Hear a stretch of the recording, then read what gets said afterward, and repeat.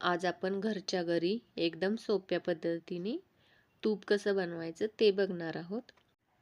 एकदम दाणेदार असं आपण तूप तयार करणार आहोत आणि ह्यामध्ये आपल्याला कोणत्याही मशीनचा पण वापर करायचा नाही आहे आणि जास्त भांडी पण आपण न भरवता एकाच टोपामध्ये बनवणार आहोत आणि त्यामध्येच आपण तूप पण तयार करायचं आहे. तर चला मग आता आपण सुरुवात करूया तूप बनवायला. मी इथं 10 दिवसांची शाई घेतलेली आहे. हे आपल्याला फ्रीजमध्येच स्टोअर करून ठेवायची आहे आणि करण्या अगोदर आपल्याला ही शाई 2 तास तरी फ्रीजमधून काढून खाली ठेवायची आहे. रूम टेम्परेचरवर आल्यानंतर आपण हे करायला घेणार आहोत. तर इथं मी एका चमच्याने हलवते. आपल्याला एकाच डायरेक्शनमध्ये हे हलवत राहायचं आहे. 3 ते 4 मिनिटच लागतील आपल्याला आणि आपलं लोणी तयार होतं. तुम्ही बघू शकता आता घट्ट होत आले. हे सुरुवातीला थोडं घट्ट होतं आणि नंतर ह्याचं बटर मिल्क वेगळं व्हायला लागतं. आपल्याला एकाच डायरेक्शनमध्ये ही कंटिन्यू हलवायचं आहे. जास्त वेळ हलवायला लागत नाही आहे आणि ना कोणत्या मशीनची गरज पडते. इथं तुम्ही रवीनं सुद्धा करू शकता, पण चमच्याने पण आपलं व्यवस्थित तयार होतं. आता आपलं वेगळं तयार झालेलं आहे लोणी. तर आपण ह्यामध्ये पाणी घालून घ्यायचं आणि पुन्हा आपण चमच्याने मिक्स करून घेऊया आणि लोणी आपण एका साईडला गोळा करून घ्यायचा आहे चमच्यानेच आणि ह्याचं बटर मिल्क आपण बाजूला काढून घ्यायचं आहे.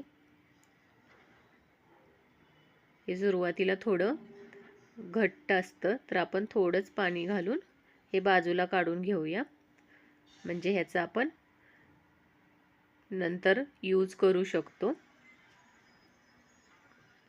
इथं मी आता एका भांड्यामध्ये बटर मिल्क काढून घेते. हे आपण ह्याचं दही पण लावू शकतो. हे थोडंसं गरम करून ह्यामध्ये दही घालून आपण हे दही लावू शकतो याचं, किंवा तुम्ही अजून काही बटर मिल्कचा यूज करणार असेल तर करू शकता. इथं मी काढून घेतलेलं आहे. तर आता हे आपण बाजूला ठेवून देऊया आणि आपल्याला मलई घ्यायचे. ती आपण 2 ते 3 वेळा आता स्वच्छ धुवून घ्यायचे आहे. ह्याच्यात शाईचे कण बरेच असतात, त्यामुळे आपल्याला चांगली स्वच्छ धुवून घ्यायची आहे आणि आपण हाताने मिक्स करून ही व्यवस्थित धुवून घेणार आहोत, म्हणजे आपलं लोणी पण एकदम स्मूथ होईल आणि आपण तूप कडवताना त्यामध्ये खाली टोपाला जास्त चिटकत नाही. तुम्ही बघू शकता शाईचे कण आहेत हे, आणि ह्यामध्ये तूप नाही आहे, हे फक्त शाईचे कण आहेत. ते आपण धुवून सगळे बाजूला काढायचे आहेत. हे आपल्याला पाणी स्वच्छ होईपर्यंत चांगले धुवून घ्यायचं आहे. मग त्यासाठी आपल्याला 3 ते 4 वेळा धुवावं लागेल. हे आपण थंड पाण्याने धुवायचं आहे. मी इथं सुरुवातीला नॉर्मल पाण्यानेच धुतलेलं, मी एवढं थंड पाणी ठेवलेलं नव्हतं, त्यामुळे आता मी ह्यामध्ये एकदम थंड पाणी घातलेलं आहे आणि आपण 2 मिनिटं ठेवायचं, म्हणजे हे एकदम घट्ट होतं लोणी. इथं मी सुरुवातीला थंड पाणी नव्हतं, त्यामुळे मी नॉर्मल पाण्यानेच धुतलेलं. आता मी थंड पाण्याने धुतले, तर तुम्ही बघू शकता एकदम लोण्याचा गोळा तयार झालेला आहे.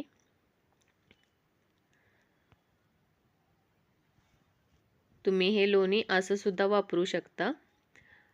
हे एकदम ह्याच्यातलं पाणी पिळून काढायचं आणि हे पॅकबंद डब्यात ठेवून द्यायचं, म्हणजे आपलं लोणी तयार होतं. आता आपण ह्यामधलं सगळं पाणी काढून घेतलेलं आहे. तर हे आता गॅसवर उकळायला ठेवूया. सुरुवातीला आपल्याला गॅस फास्टच ठेवायचा आहे हे लोणी वितळेपर्यंत. आणि लोणी वितळल्यानंतर आपण गॅस कमी करणार आहोत. याला उकळी आल्यानंतर हे उतू जाईल, त्यासाठी आपल्याला थोडा मोठा टोप यूज करायचा आहे आणि चमच्याने आपल्याला सतत हलवत राहायचं आहे. हे आपण कमी गॅसवर करणार आहोत. फास्ट गॅसवर केलं तर पटकन ते जळलं जातं आणि तूप आपलं तयार होत नाही. आपल्याला 10 ते 15 मिनिटं ह्याला कमी गॅसवर ठेवून द्यायचं आहे आणि आपण मधून हलवत राहणार आहोत. आता आपलं तूप तयार झाले, तुम्ही बघू शकता थोडासा गोल्डन कलर आलेला आहे. तर आपण आता गॅस बंद करून घ्यायचा आहे, कारण गॅस बंद केल्यानंतर सुद्धा हे तूप जास्त गरम असतं त्यामुळे भाजलं जातं. आता आपण गॅस बंद केलेला आहे आणि आता आपल्याला हे थंड करून घ्यायचं आहे. आपण हे नॉर्मली कोमट करून घेणार आहोत. पूर्ण थंड झालं तर थंडीमुळे ते घट्ट बनेल, त्यासाठी आपल्याला थोडंसं कोमट करून घ्यायचं आहे. इथं मी कोमट करून घेतलेलं आहे आणि आपलं तूप पण तयार झालेलं आहे, तुम्ही बघू शकता. आता आपण हे एका डब्यामध्ये गाळून घेऊया. हे आपल्याला थोडं कोमट असतानाच गाळून घ्यायचं, म्हणजे ते घट्ट होत नाही. नाहीतर थंड झालं की ते पटकन घट्ट होतं आणि नंतर गरम करावं लागतं. तुम्हाला हे तूप जर बऱ्याच दिवस ठेवायचं असेल तर तुम्ही ह्यामध्ये उकळताना 2 लवंग घालू शकता, किंवा असं पण तूप भरपूर दिवस राहतं. मी लवंग टाकत नाही त्यामध्ये. तर मी इथं हे गाळून घेतलेलं आहे आणि आपलं खाली पण टोपाला जास्त चिकटलेलं नाही आहे.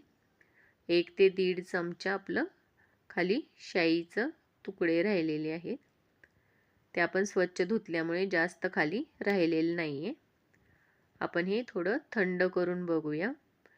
इथं मी 2 तासानंतर दाखवते. एकदम आपलं तूप घट्ट असं तयार झालेलं आहे. आता आपलं दाणेदार असं तूप तयार झालेलं आहे. तर तुम्ही एकदा नक्की रेसिपी ट्राय करा आणि मला कमेंटमध्ये सांगा.